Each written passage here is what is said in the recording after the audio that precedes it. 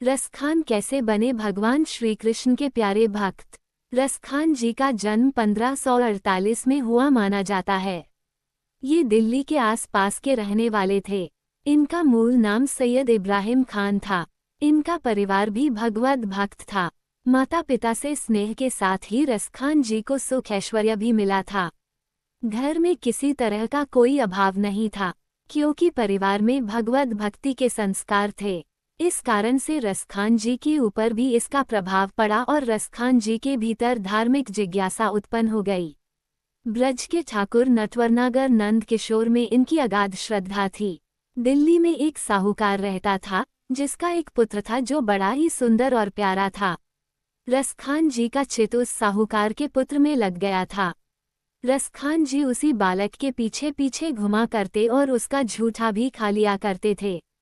रात दिन रसखान जी उसी बालक के पास रहा करते थे। उनकी जाति के लोग रसखान की कड़ी निंदा किया करते थे, लेकिन रसखान को इससे कोई फर्क नहीं पड़ता था। एक दिन 4 वैष्णव बैठकर भगवत चर्चा कर रहे थे। उनमें से एक कह रहा था कि भगवान में ऐसे चित्त लगाना चाहिए जैसे रसखान जी का चित्त साहूकार के पुत्र में लगा हुआ है। रसखान जी वहां से गुजर रहे थे तो वैष्णवों की चर्चा में अपना नाम सुनकर उनके पास जाकर पूछने लगे कि आप मेरे बारे में क्या बातें कर रहे थे। उन वैष्णवों ने सारी बात रसखान जी को कह सुनाई। रसखान जी कहने लगे, अगर प्रभु का स्वरूप दिखे तो मैं अवश्य ही उनमें चित्त लगाऊं। इस पर वैष्णवों ने श्रीनाथ जी का चित्र रसखान को दिखाया और श्रीनाथ जी के चित्र को देखते ही रसखान जी श्रीनाथ जी की रूप माधुरी में आसक्त हो गए और वह चित्र अपने पास रख लिया। रसखान जी ने निश्चय किया कि जब तक श्रीनाथ जी के स्वरूप के प्रत्यक्ष दर्शन नहीं कर लूंगा तब तक अन्न ग्रहण नहीं करूंगा। रसखान जी का वृंदावन आगमन। रसखान जी घोड़े पर सवार होकर वृंदावन की ओर चल दिए। वृंदावन पहुंचने पर रसखान जी ने भेष बदलकर सभी मंदिरों में दर्शन किए, लेकिन उन्हें श्रीनाथ जी का स्वरूप कहीं नहीं दिखा।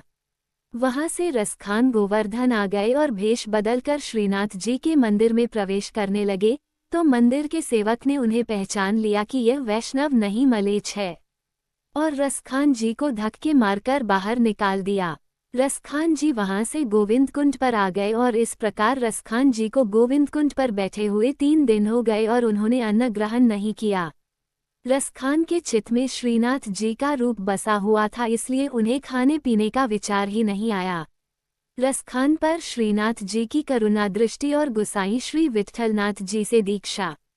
श्रीनाथ जी ने रसखान की ये दशा देखी तो सोचने लगे, ये जीव दैवी है, शुद्ध है, सात्विक है और मेरा भक्त है, इसे दर्शन देने चाहिए। ऐसा विचार कर श्रीनाथ जी गोविंद कुंड पर पधारे और रसखान को दर्शन दिए। श्रीनाथ जी के दर्शन करते ही रसखान जी उन्हें पकड़ने के लिए दौड़े, लेकिन श्रीनाथ जी वहां से भाग गए। मंदिर में श्रीनाथ जी ने गुसाई जी से कहा, मेरा एक भक्त गोविंद कुंड पर बैठा हुआ है। वह दैवी है, लेकिन मलेच्छ शरीर को प्राप्त हुआ है। उसके ऊपर आप कृपा कीजिए और अपनी शरण में लीजिए। जब तक जीव का संबंध आपसे नहीं होता तब तक मैं उस जीव को स्पर्श नहीं करता, उससे बोलता भी नहीं और उसका भोग भी स्वीकार नहीं करता, इसलिए आप उसे स्वीकार कीजिए। श्रीनाथ जी के वचन सुनकर गुसाई जी गोविंद कुंड पर पधारे और रसखान जी को नाम दीक्षा प्रदान की। रसखान जी को श्रीनाथ जी के दर्शन गुसाई जी के स्वरूप में हुए। तब गुसाई जी रसखान को अपने साथ श्रीनाथ जी के मंदिर ले आए और श्रीनाथ जी के दर्शन कराए। दर्शन कराने के बाद गुसाई जी ने रसखान को महाप्रसाद दिया। श्रीनाथ जी का दर्शन करने पर रसखान जी उनके रूप में आसक्त होने लगे और श्रीनाथ जी को अनेक पद सुनाने लगे। काव्य रचनाएं। रसखान जी ने ब्रजभाषा में अनेक दोहे, कवित्त और सवैयों की रचना की है। सुजान, रसखान और प्रेमवाटिका इनकी उपलब्ध कृतियां हैं।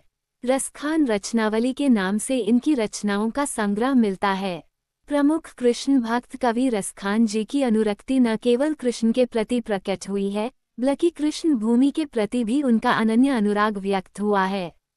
रसखान जी के काव्य में कृष्ण की रूप माधुरी, ब्रज महिमा और राधा कृष्ण की प्रेम लीलाओं का मनोहर वर्णन मिलता है। इनके पदों को ब्रज के सेवैया और श्री बांके बिहारी जी के सेवैयों के रूप में अनेक मंदिरों और स्थानों में गाया जाता है। में अनेक मंदिरों और स्थानों में गाया जाता है।